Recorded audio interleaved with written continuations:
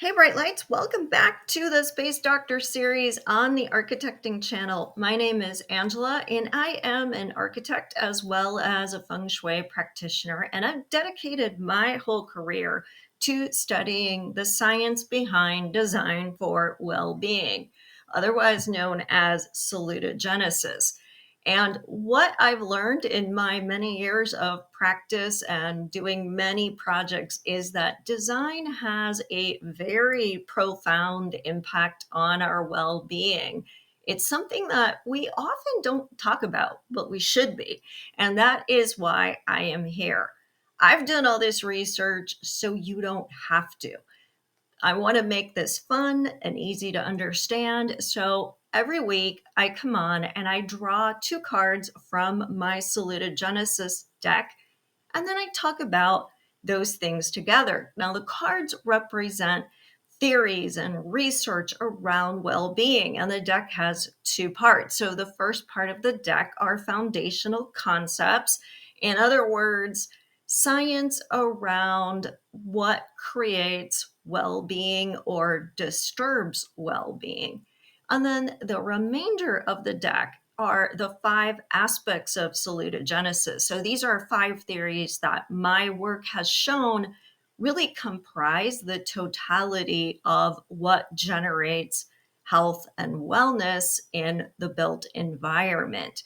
And each of the suits, if you will, of these aspects of salutogenesis has multiple cards associated with it. And those cards also represent research out there that I feel contribute to the research and the theory in the master aspect.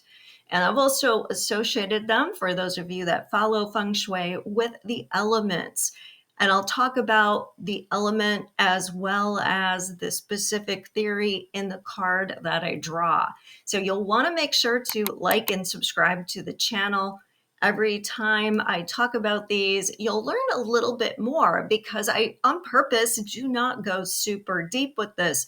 I want to give you high level information. I want to talk about how you can use it, and I want to give you just a few things to remember so that it's not overwhelming and your eyes glaze over and you tune out. And if you are not an architect or interior designer or otherwise associated with the design and construction industry, not to worry.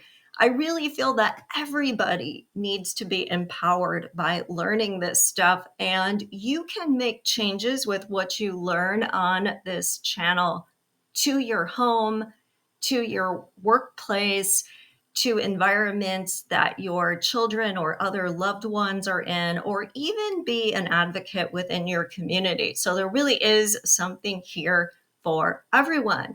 So let's get started. And the card that I drew out of the fundamental concepts part of the deck for this week is habituation. Now, habituation just simply means that we experience a stimulus so often that we tune it out. So you can see on the card, there's this path that represents the passage of time. And there's a cat that's moving down the path. Now, way back in the past, the cat experienced a stimulus that is represented by the bright light that was very, very jarring. And you can see that the cat has had a very profound fear and defense response. Then the cat keeps going and keeps experiencing it, and it's maybe startled as it's about, mid journey. And then we see the cat in the present day not really even paying all that much attention. And that is how habituation works. We get used to things. It's why we have alarm fatigue. It's why we can concentrate even when there's other things going on around us, because we can focus on what we feel is important and tune out what isn't. This is something that people who are neurodivergent or may have dementia, especially Alzheimer's disease, or even people with ADHD, they struggle with that filtering of stimuli, that habituation, which is why they often have a harder time focusing and concentrating. For today, I wanted to focus on habituation in terms of a very specific theory of habituation called comparator or neuronal model theory. And this basically means that our brains create models of expected stimuli. So, for example, if you were going for a walk in nature, you would expect to hear birds chirping or the wind rustling through the leaves or the crunch of your feet on a gravel path. If you were in an office environment, you might expect to hear certain noises from maybe a copy machine or people talking because they're online in a meeting. And you start to tune out a lot of those noises because they match your expectations. So, since something seems like something we've experienced before and we've already cataloged how important that sound is, we can then say, I don't need to pay that much attention to that. So, this is where the habituation is occurring because the stimulus is matching the model that the brain already has. Now, the card that we drew out of the aspects part of the deck is the ace of sense of coherence, if you will. It is the master sense of coherence card. It's this mirror ball with light reflecting on it because since it is about understanding, it is about seeing things that are fragmented, much like a mirror ball would do, having to put the pieces together and make sense out of them. Sense of coherence is associated with the metal element in feng shui.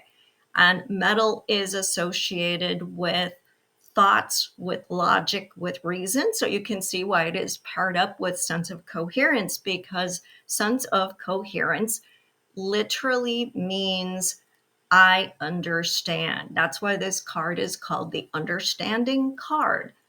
It is about how meaningful, manageable, and comprehensible something is to our senses, to our brain.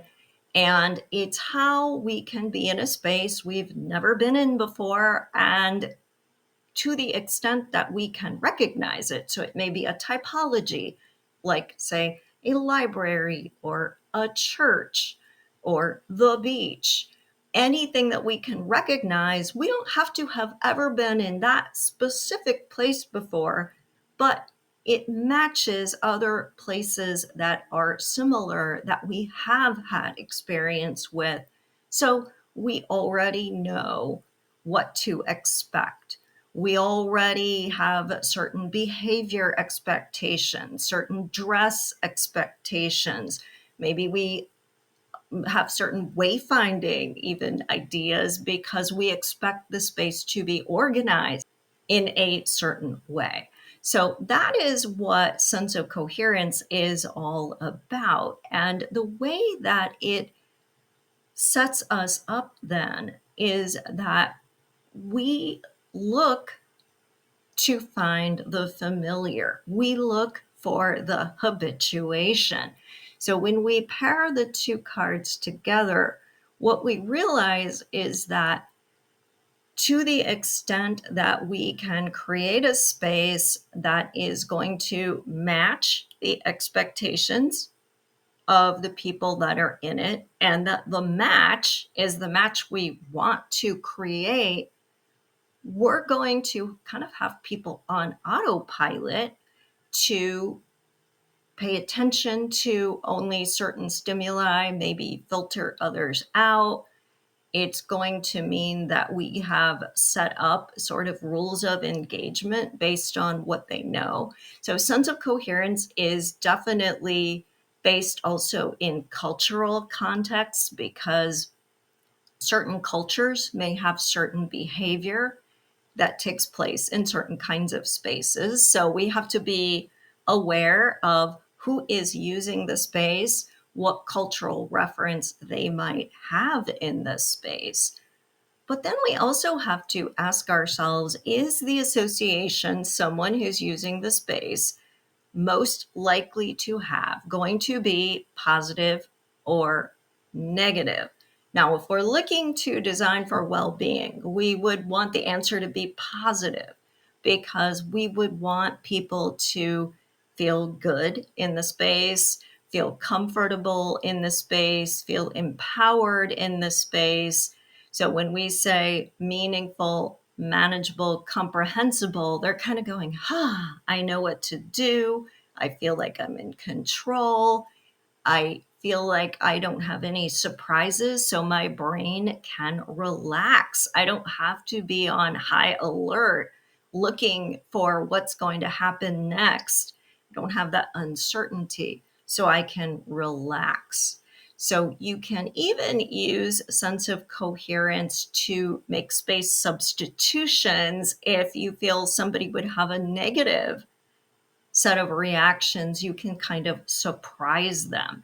And that is where habituation comes in. We notice habituation when there are certain changes. So, like I said, we tune things out when we're repeatedly exposed to them, whether they're good or bad things. But certain changes can make us pay attention. And those changes are something being slightly different than what we're used to. Now we realize we have to pay more attention. The duration of the stimulus being different than what we're used to. Now it catches our attention. The frequency of the stimulation being different from what we're used to, or the intensity of the stimulation being different. So, for example, you might be used to going into the library and it being a very quiet environment, and the expectation being that you have to be very careful and very quiet and not disturb anyone else while you are there. Now, if you walk into a more modern library, though, you notice that it is less about books on the shelves and more about being a community hub. So that's a change. So you're immediately starting to pay attention and notice things about this library because it isn't like what you expected it to be. So now you're paying more attention, but in a good way, because you want to discover what is different. Maybe you were a kid whose parents always dragged you to church and you really didn't like going to church and you really didn't get a whole lot out of it. And then you go to church for maybe a friend's wedding, and this church isn't like any other church that you have been to. It's much more informal. The pastor or the priest is cracking jokes. The music is much more modern. Again, now you're paying attention and maybe you think, oh, I kind of like that. Maybe I would like to go back to that church. Think about something like, my son does not like a lot of cities because he says they're dirty and loud. Well, what if he experienced a very, very green city that had a lot of softer streetscape elements and a lot of traffic calming elements and things like streeteries? So there's dining right there on the street, there's places to sit, more to do. The street is very activated. All of a sudden he would have a different impression of an urban environment because it wouldn't be meeting his expectations. All of those things, right? It would look and feel different. So it would be a change, but it would also have different duration of experiences. So typically the city has very fast-paced experience. This would be slower and calmer, so that would be different. The intensity of the experience would have changed.